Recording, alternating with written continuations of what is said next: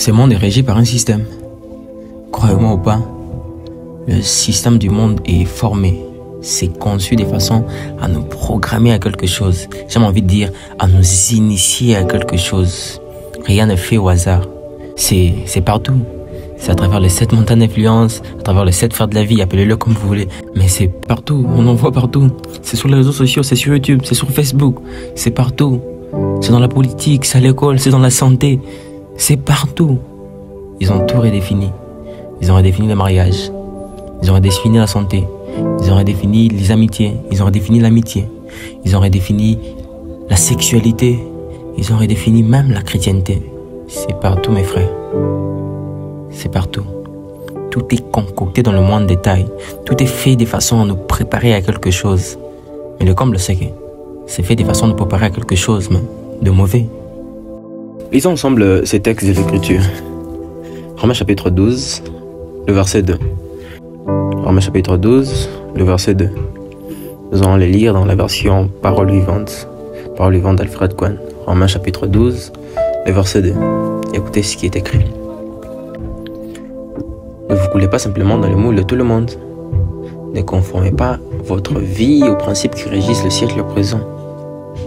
Ne copiez pas le monde et ses habitudes du jour. Laissez-vous plutôt entièrement transformer par le renouvellement de votre mentalité. Adoptez une attitude intérieure différente. Donnez à vos pensées une nouvelle orientation afin de pouvoir discerner ce que Dieu veut de vous.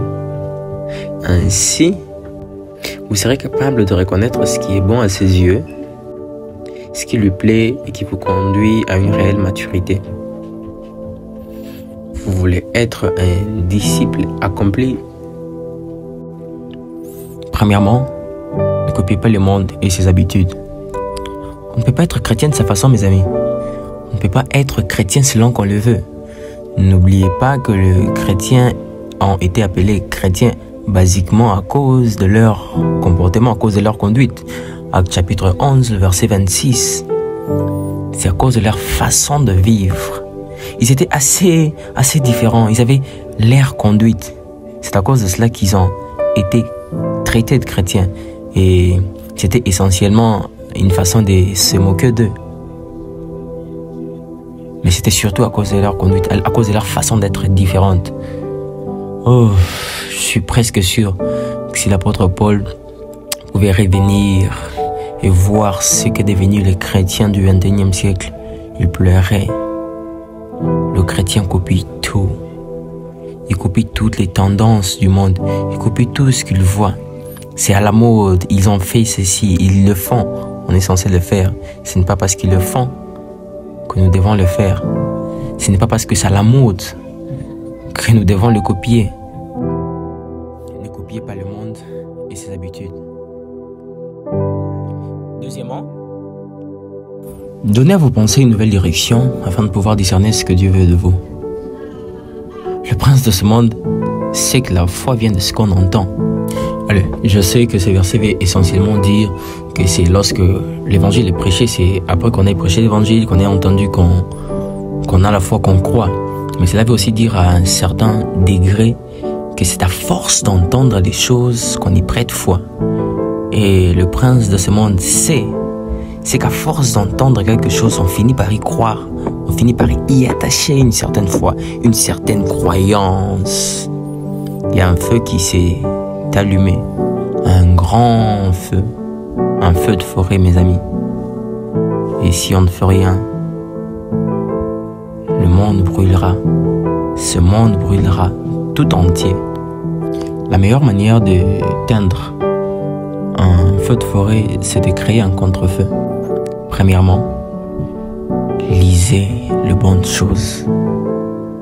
Je vous en supplie, mes frères. Lisez les bonnes choses. Programmez vos yeux. Regardez de bonnes choses. Lisez la Bible. Dis-moi ce que tu regardes. Je te dirai qui tu es. Que ce livre de la loi ne s'éloigne pas de toi. Médite le jour et nuit. Lisez la Bible. Regardez de bonnes choses. Regardez de bonnes images. Vous ne pouvez pas vous exposer quotidiennement à ces choses, à ces images. Et créons des parasites dans notre cerveau, dans notre intellect, même dans notre subconscient, et dire « je suis chrétien ». Non, c'est en train de nous programmer quelque chose. Il y a quelque chose de mauvais. Tu es peut-être debout aujourd'hui, mais demain tu tomberas. Et le comble, c'est que tu ne sauras pas que tu es tombé à cause des choses que tu auras vues. Deuxièmement, entendez les bonnes choses. Entendez des paroles positives. Entendez des conseils positifs. Entendez des prédications. Et l'avantage de la technologie, c'est que nous pouvons maintenant aussi entendre la Bible. La Bible audio existe. Si tu ne peux pas lire la Bible, si parfois c'est difficile de passer ses temps à la lecture de la Bible écrite, tu peux la lire, mais tout en l'entendant. Écoutez la Bible, mes amis. Écoutez la Bible. Tu n'es pas obligé d'être hyper concentré pour l'écouter. Non, à ton réveil, écoute la Bible. Alors que tu es en train de travailler, mets 2-3 versets, écoute-le. Oh, toutes les promesses attachées à la vie chrétienne sont dans la Bible. Il n'y a pas un livre, allez, si ça peut s'appeler comme ça, il n'y a pas un livre rempli de paroles positives comme la Bible. Écoutez la Bible. Dis-moi ce que tu entends, je te dirai ce que tu es. L'ennemi connaît l'influence de la parole. Souvenez-vous de ce que je vous ai dit tout à l'heure. Allez, je ne sais pas vous, mais moi ça m'arrive souvent.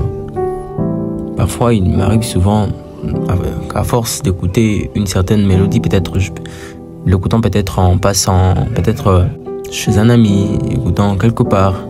Après, à force d'avoir trop écouté cette chanson, ou avoir trop entendu cette chanson, tu te rends compte qu'une de ces fois, alors qu'elle joue, tu es en train de répéter exactement les paroles dites dans cette chanson.